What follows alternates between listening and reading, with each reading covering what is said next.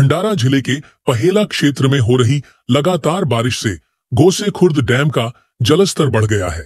Dam के backwater का पानी अब निमगांव के खेतों में घुस चुका है, जिससे किसानों की फसलों को भारी नुकसान हो सकता है। पानी का स्तर अब जिला परिषद स्कूल से महज 100 फीट की दूरी पर पहुंच गया है। गांव में भय और चिंता का माहौल है।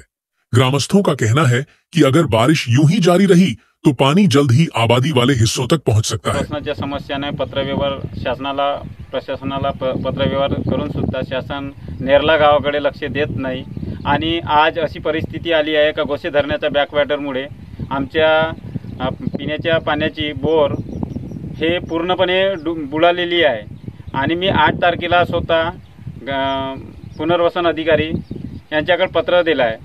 तरी पण या गावाकडे अजूनपर्यंत आजही शासनाचा प्रशासनाचा कोणताही प्रतिनिधी आलेला नाही।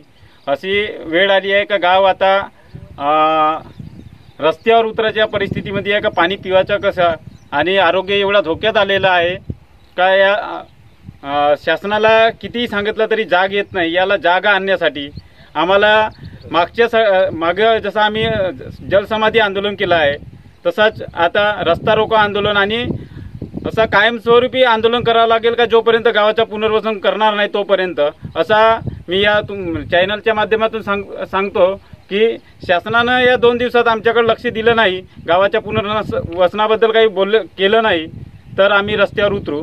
फिलहाल प्रशासन ने हालात पर नजर बनाए रखी है, लेकिन ग्रामीणों की चिंता बढ़ती जा रही है।